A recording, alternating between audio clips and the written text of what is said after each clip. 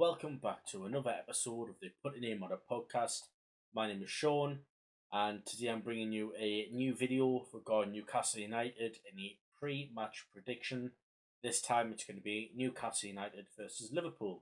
Newcastle are coming off the back of a 1-0 loss at the Etihad via Manchester City last week. By no means nothing to hang our heads in shame. We didn't create much in the game.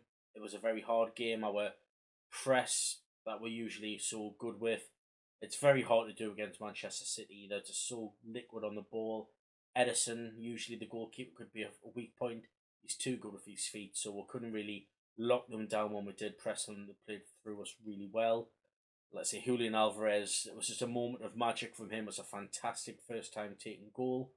Haaland had a couple of chances, put them wide, only narrowly, but a 1-0 was a fair game. First half, we didn't create anything. We didn't really have much of the ball. I think it was 75%, 25% possession at one point.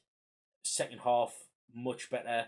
Eddie Howe managed to get his team playing the way he wants them to. We'll have more of the ball. We were pressing harder. And we gave a good account of ourselves. Like I say, we normally go to the Etihad. It's 3-4-5-0 beaten. Do you know what I mean? That was the first time we were going to the Etihad, and I felt like we generally had a chance of getting something.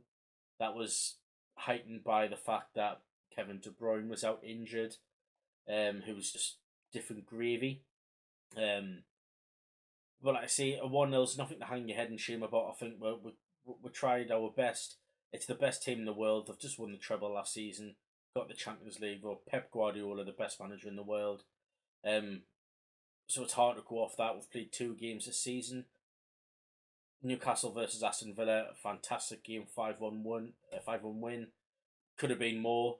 We missed a few chances, had a few chances cleared off the line. And I'm really looking forward to this Liverpool game on Sunday, and I think it is going to give us a good account of where we are, because no one's had a harder 3 games in the Premier League than Newcastle so far. Aston Villa's a very good team. Play them in the pre-season friendlies in America. Last season, what they've done under Unai Emery after Gerrard was sacked was just unbelievable, managing to get Europe. So we've had a European game in Villa. We've played against the European champions in City. Now we're going against Jurgen Klopp's Liverpool, who by no means had a great season by Liverpool standards last season, but still a very, very good team who have invested heavily in the summer. They've brought in the likes of McAllister, they've brought in the likes of Szoboszlai. They are still missing that number 6 to really hold down that midfield. I feel like in the Chelsea Liverpool game, for example, both teams, I know Chelsea have got Caicedo now, but in that Chelsea Liverpool game, first game of the season, it was evidently clear that both teams were missing a number 6. People rode it past McAllister for fun, and he didn't have that presence like Fabinho had when his legs hadn't went. So I think Liverpool still needs something like that. But I'm looking forward to this game. It's going to be a fantastic game for the neutrals. I'm a bit nervous for the game. I'm nervous for every Newcastle game these days because I just want us to do as best we can. But it's going to be a tough one. Personally, I've got Newcastle to win 2-1. I think Bruno G and Isaac are going to get on the score sheet. I think there's going to be a sense of revenge in the team for Newcastle based off what happened last season. You know, we lost 2-0 at home. And that was when Nick Pope came out of his box and handled the ball, and it was a red card, which subsequently meant he missed the final for the Carabao Cup, and we lost against Manchester United. It was a weird one last season against Liverpool because even with 10 men, we dominated most of the ball. We had some really good chances, and Alisson just proved why, in my opinion, he's the best goalkeeper in the world. Some fantastic stops to keep like of Almiron out, and they were just really good on the break, Liverpool, and it felt like just 2 over the top balls, and they were gone. Salah's pace breaking through. So I think the team's going to be fired up to avenge that. Now I know there's some fitness concerns. A lot of people thought Joe Linton could potentially be out. No, Eddie Howe has come out and confirmed that he is fit because he went off limping in the Manchester City game. So we'll have Joe Linton back. I don't know if he'll start, but he should be involved in the match day squad somehow. Liverpool, I know they've got Canati out. I think he went off against the Bournemouth last week when Liverpool won 3-1. McAllister, I know he was red carded in the Bournemouth game, but it has been overturned, so you'd expect him to play in the team. And I'm interested to see this midfield battle between the likes of Bruno, and we've got Bruno Tonali, and we've got McAllister Szoboszlai. I'm interested to see the kind of dynamic and how it is going to work. I think Gordon will start. He's looked really sharp.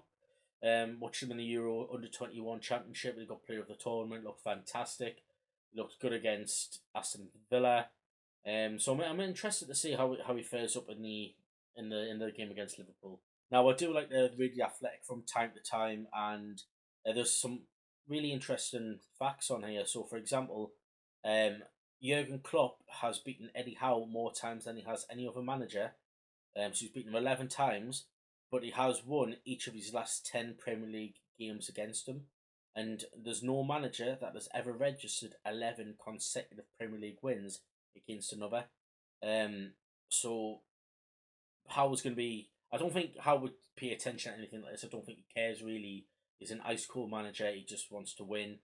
But it would be nice for him to end that streak, and be on the right side of a record. You know what I mean? So hopefully Howe can do the business tomorrow and get us a win. Like I say, I'm going 2-1 Newcastle. Now, in other news, Mike Dean has recently been in an interview with Simon Jordan, and it was kind of regarding VAR, and he made some really weird comments, shall we say. So basically, Mike Dean came out and admitted that in it was Chelsea versus Tottenham 2-2 draw last season, that he failed to send Anthony Taylor to the pitch side VAR screen to correct a mistake that clearly happened, purely because he didn't want Anthony Taylor to get any more grief because he's his friend.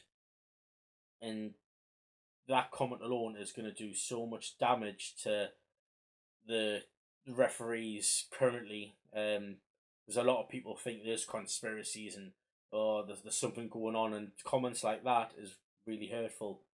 And a bit worrying, if I'm being honest. Like I say, there's teams fighting for relegation, for titles, for Champions Leagues, and there's millions of pounds worth involved, and we expect referees to be professional.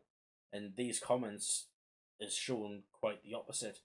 And Mike Dean, who's been a referee for longer than I've been alive, it's not something you want to hear. So I'm interested to see what comes of these comments, if I'm being honest, because it's not a good look for Mike Dean or for the referees.